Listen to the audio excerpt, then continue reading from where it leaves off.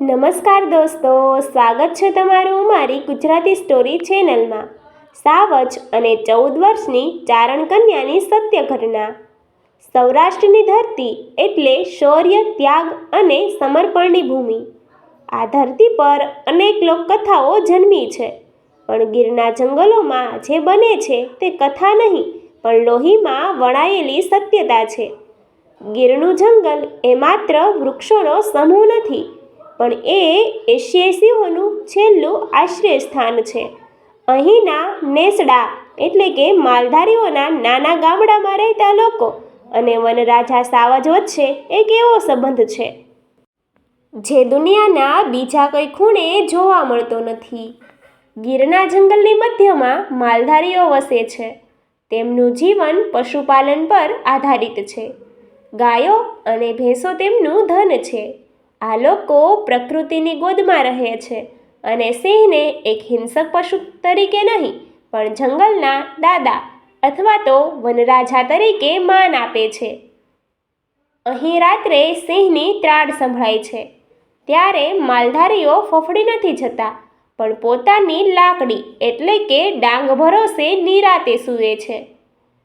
આ ઘટના આજથી દાયકાઓ પહેલાંની છે, જે આજે પણ ગીરના ગાળામાં ગવાય છે।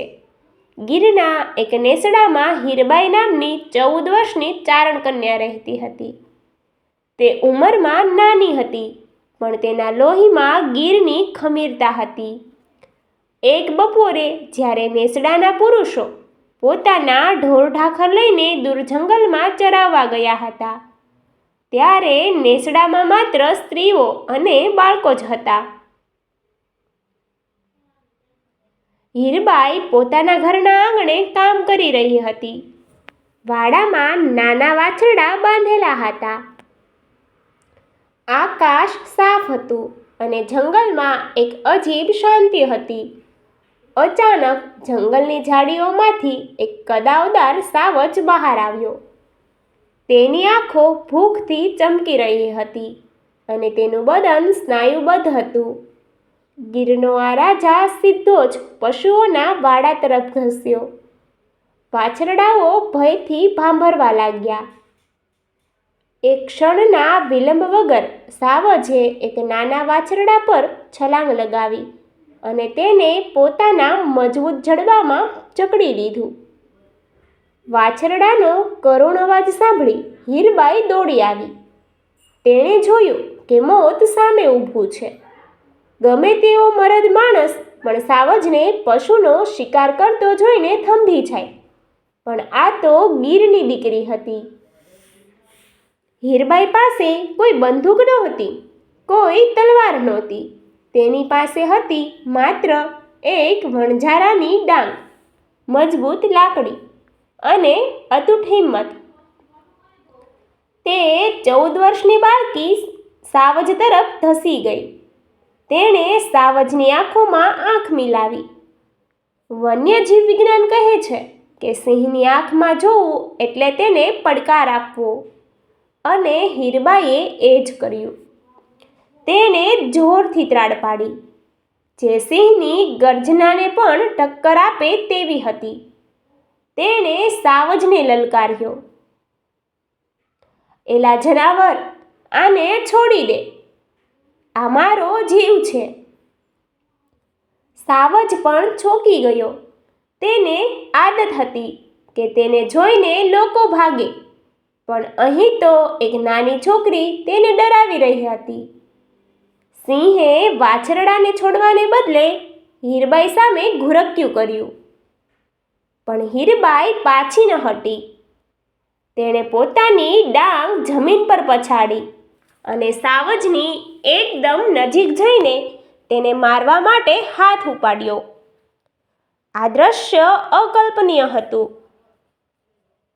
એક તરફ 1.25 મણનું માથું ધરાવતો સાવજ અને બીજી તરફ દુબળી પાતળી ચારણ કન્યા, પણ તે કન્યાના આત્મવિશ્વાસ અને તેજ સામે વનરાજા ઝાંખા પડ્યા। કદાચ સિંહને પણ સમજાયું કે આ વનકન્યા સાથે જીતવું અશક્ય છે। સિંહે ધીમેથી પકડ છોડી। એક છેલ્લી ગર્જના કરી અને પૂંછડી પટપટાવતો જંગલની ઝાડીઓમાં ગાયબ થઈ ગયો.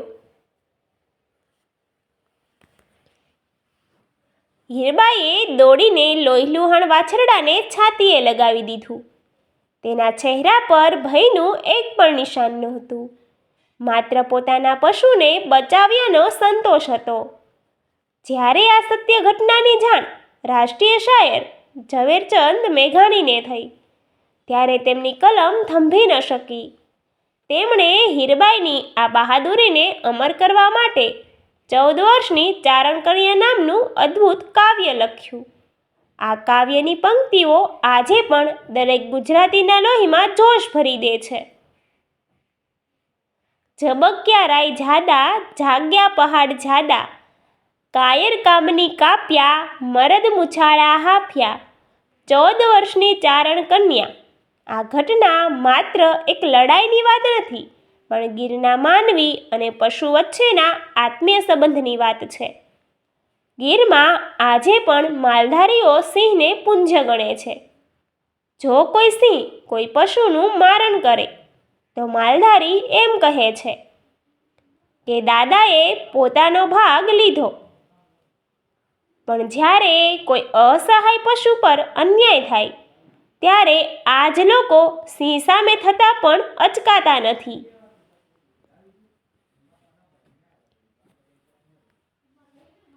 હીરબાઈની આ સત્ય ઘટના ગીરના ઇતિહાસના સુવર્ણ અક્ષરોમાં લખાયેલી છે. તે આપણને શીખવે છે કે હિંમત એ શરીરના કદમાં નથી, પણ મનમાં મક્કમ મનોબળમાં હોય છે. આજે પણ ગીરની મુલાકાત લેતા પ્રવાસીઓએ આ ચારણ કન્યાની વાતો સંભળાવવામાં આવે છે, જે સાબિત કરે છે કે સિંહ અને માણસનું આવું સહઅસ્તિત્વ સમગ્ર વિશ્વમાં બીજે ક્યાંય જોવા મળતું નથી. Thank you. જો મારી વાર્તા ગમી હોય તો મારી ચેનલને લાઈક, શેર અને સબસ્ક્રાઈબ કરવાનું ભૂલતા નહીં.